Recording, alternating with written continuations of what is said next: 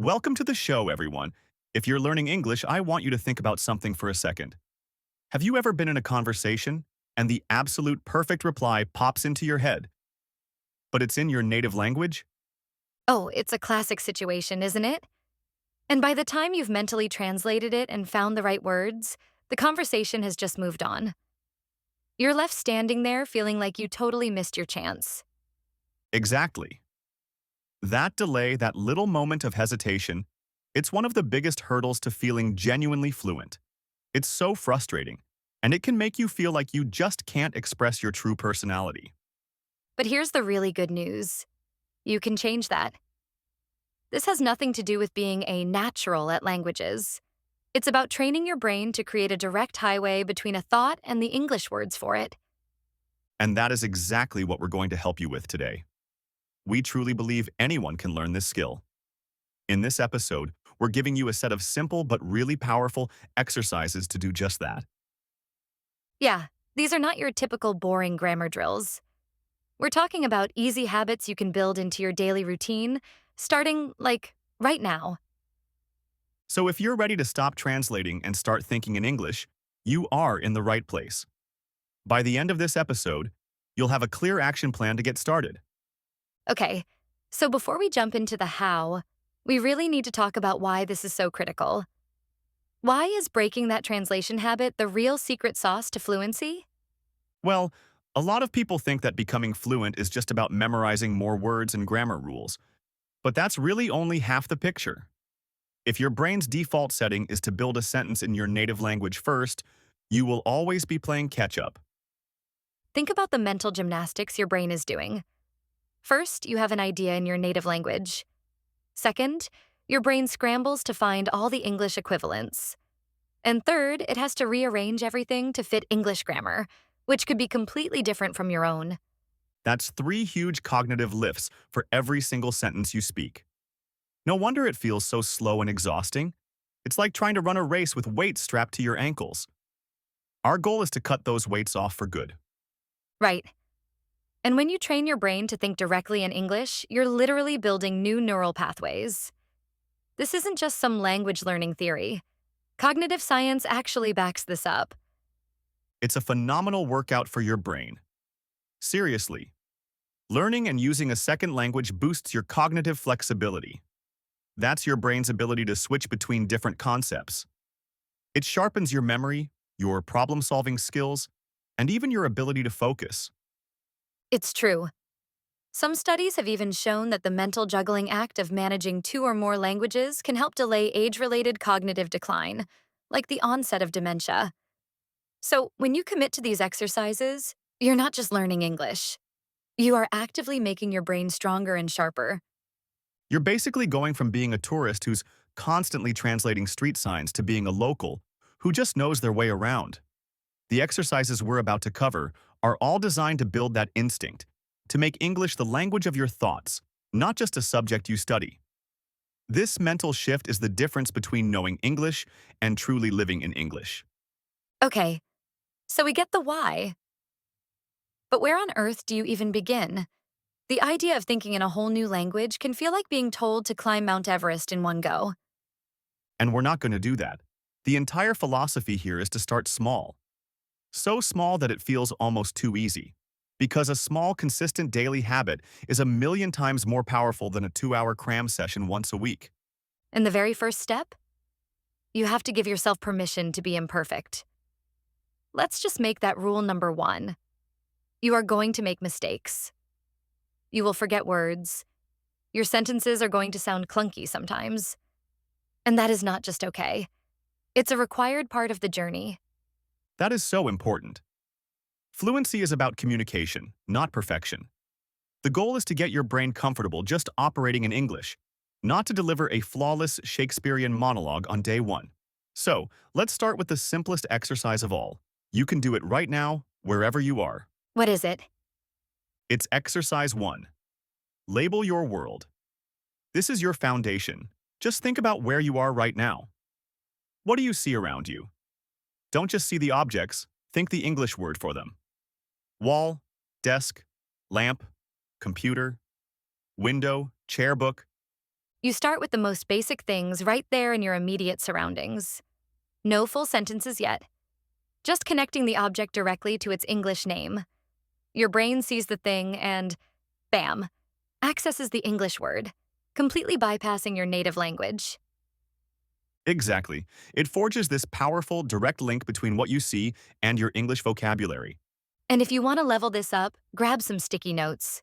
Seriously, walk around your house and physically label maybe 20 items. Stick a mirror note on your mirror, refrigerator on the fridge, door on your door. Every single time you see that object, you'll see the word, reinforcing that direct connection. You're creating your own personal immersion bubble. I love that. And then, once that starts to feel easy, you just add a tiny bit more. You start using super simple phrases. So instead of coffee, you think, my coffee. Instead of bed, a comfortable bed.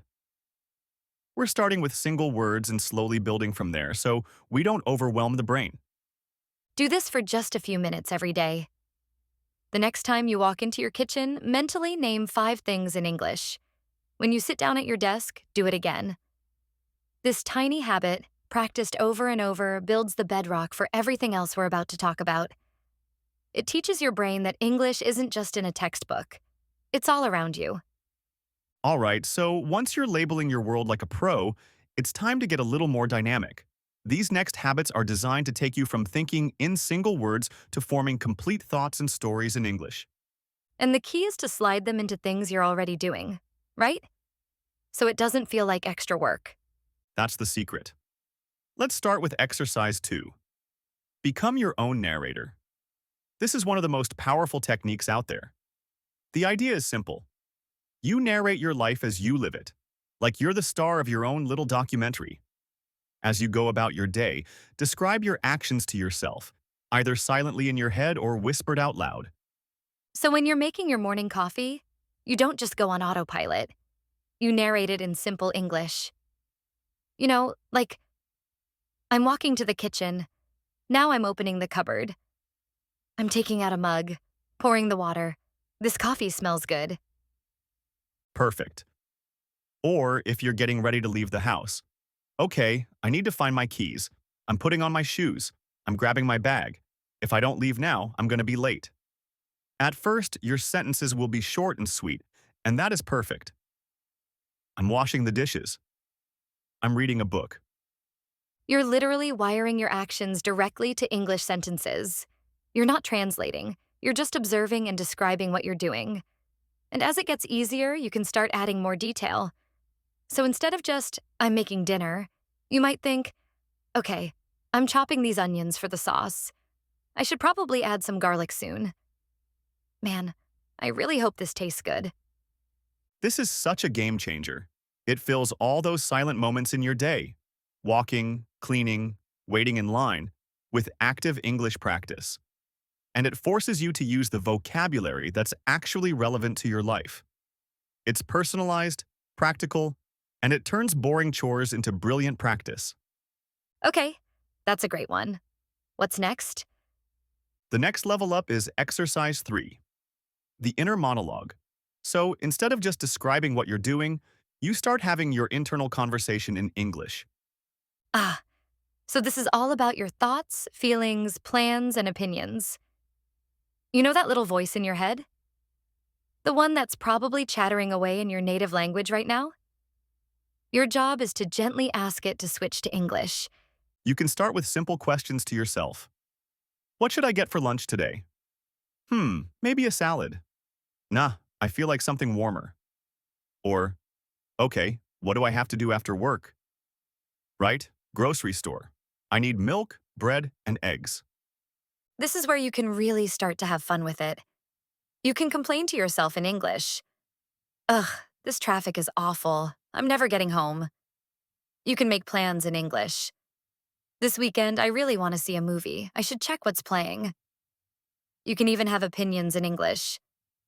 I actually really like that song on the radio. I wonder who sings it. It definitely feels a bit strange at first. It takes a conscious effort to flip that switch. But the more you do it, the more your brain will start to just default to English. A great trick is to dedicate your thinking time to English. So your commute, your daily walk, your time at the gym, make that your official English thinking time.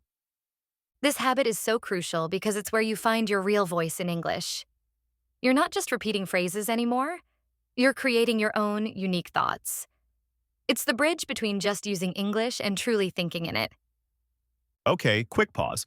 If you're finding these exercises helpful and you're already thinking about which one to try first, do us a quick favor and hit that follow or subscribe button. We're about to get into even more advanced strategies, and you will not want to miss the episodes we have coming up to help you on this journey. Now that everyone is labeling, narrating, and thinking in English, let's add a few more structured habits to really supercharge their progress, grow their vocabulary, and build some serious confidence. Let's do it. What's the first one? Exercise 4, the one sentence journal. Look, the thought of keeping a journal in English can feel like a ton of pressure. People often quit because they think they need to write these long, perfect essays every day. This exercise completely removes that pressure. The rule is incredibly simple. Every single day, before you go to sleep, you write down just one sentence in English about your day. That's it. Just one. It can be super simple. Today, I had a delicious lunch with my friend. Or, I felt really tired after work today. I love this because it's so easy it's almost impossible to fail at it. It takes less than 60 seconds, so you can't use the "I'm too busy" or "I'm too tired" excuse. Plus, it makes you summarize a thought and build a complete grammatically correct sentence. It's a practical, daily grammar and vocab workout. And doing it right before bed can really help cement that knowledge. There's research that suggests our brains work to consolidate memories during sleep, so you might even find yourself starting to dream in English. And as you get comfortable, maybe your one sentence naturally turns into two or three. The goal is always consistency, not length. Okay, what's our next power habit? Exercise 5. The dictionary switch. This one is a total game changer for any serious language learner. You need to stop using bilingual dictionaries that just translate from English to your native language. Instead, switch to a monolingual English to English dictionary. So, why is that so much more effective? Well, when you look up a word in a bilingual dictionary, you're just reinforcing the translation habit. You're telling your brain to keep leaning on your native language as a crutch. But when you look up an unknown English word in a monolingual dictionary, what do you get? You get the definition using more English words. Right. So, for instance, if you don't know the word exhausted, a bilingual dictionary just gives you the word in your language. But a good learner's dictionary will define it as very tired or having no energy. This does a few amazing things. First, it keeps your brain fully immersed in English mode. Second, you don't just learn one word, you reinforce the words in the definition, like very and tired. And third, you start to understand the nuance of a word, not just its direct translation. It can feel a bit tough at first. Sometimes the definition itself might have a word you don't know. But just think of it as a fun little puzzle to solve. It's incredibly satisfying. A great tip is to start with a good learner's dictionary, since they use simpler words in their definitions. That's a great tip. Okay, one more exercise for this section. Let's do exercise 6, the picture prompt. Our brains are such visual beasts. A fantastic, no-pressure way to practice thinking in English is to just use pictures as your inspiration. How does that work? You find any image, a photo on your phone, a painting you see online, or even just the view out your window. Now, take 1 or 2 minutes and just describe what you see in English. Start simple. This is a picture of a beach. I can see the ocean. The water is blue. There are clouds in the sky. And then you can start adding layers. Use more adjectives, more prepositions. This is a beautiful picture of a tropical beach at sunset. The deep blue ocean looks very calm. Fluffy white clouds are floating in an orange and pink sky. You can even take it one step further and invent a little story about it. Who are these people on the beach? Maybe they're on vacation. They look really relaxed and happy. I wonder what they're talking about. I love that. It's brilliant because there's no right or wrong answer. You're completely free to be creative. It trains your brain to observe, process what it's seeing, and then talk about it in English in a really fun, low stakes way. You have a limitless supply of free practice material. Okay, let's be real for a minute. This whole process isn't always going to be easy. You're going to hit some bumps in the road, and that's perfectly normal. Knowing what to expect and how to handle it is everything. Let's tackle the big one first. Challenge 1. I feel silly talking to myself. This is the number one thing people feel, especially with the narration exercises. And I get it. It feels completely unnatural at first. So what's the solution? How do you get past that? The key is to remember why you're doing it. You're not being silly. You are doing a proven cognitive training exercise. If it feels weird, just start by doing it all inside your head. No one ever has to know. But as you get more comfortable, you might find that whispering it when you're alone actually helps lock it in. Think of it as your private gym for your brain. Okay, what's the next challenge? Challenge 2. I don't know the word for something. This is going to happen all the time, but listen, it's a good thing. It's not a failure. It's a discovery. You've just found a gap in your vocabulary that you can now fill. So, what do you do in that exact moment? You don't give up and switch back to your native language. Instead, you describe it with the words you do know. If you don't know the word spatula, you might think, I need that flat thing, the one for flipping the eggs. This skill is called circumlocution, and it is an absolute superpower for language learners. Even native speakers do it. It makes you a better problem solver in English. Then, later, you can look the word up. And you'll be way more likely to remember it because you learned it right when you actually needed it. That's a fantastic way to look at it. Okay, final challenge. Challenge 3. I'm afraid of making mistakes. Let me say this again, a little louder for the people in the back. Mistakes are not your enemy. They are your absolute best teachers. Exactly. When you're doing these private mental exercises, your goal is not perfect accuracy. It's fluency. It's about getting the thoughts flowing. If you pause to correct every little grammar mistake in your head, you're defeating the entire purpose. You're just waking up that inner editor that we're trying so hard to get to take a nap. Let it be messy. Let the sentences be imperfect. The more you just practice, the more your brain will start to self-correct naturally over time. You have to embrace your mistakes. They are proof that you're trying and pushing your own boundaries. And that's the plan. A complete, step-by-step toolkit for training your brain to think in English. We started with that simple foundation, labeling your world. Then we moved into the daily flow of things with becoming your own narrator and having that inner monologue in English. And we added structured habits like the one-sentence journal and the dictionary switch, and sparked some creativity with the picture prompt. The journey to thinking in English isn't about some magic pill. It's about building a set of new, better habits. It's about making English a part of your actual life, not just another item on your to-do list. At first, it is going to take conscious effort. You'll have to keep reminding yourself to flip that mental switch. But over time, with consistency, that feeling of effort will fade. Your brain, being the amazing adaptive machine that it is, will start doing it automatically. And then one day, you'll be in the middle of a conversation and you'll suddenly realize you haven't translated a single thing. You were just thinking and listening and speaking, all in English. And that is the moment you'll know you're not just a learner anymore. You're a speaker. Your journey starts right now, not tomorrow, not next week. Your challenge for today is to pick just one of these exercises, whichever one sounds the easiest or most fun to you, and just try it. Maybe you'll just spend 2 minutes labeling things in your room. Maybe you'll narrate making your next cup of coffee. Or maybe tonight, you'll write that single sentence in your new journal. Whatever you choose, commit to it for today. And then, we'd love for you to share your first step. It makes it real and connects you with this amazing community of people who are on the exact same journey. Let's do this together. Thanks so much for listening. And we'll catch you in the next one.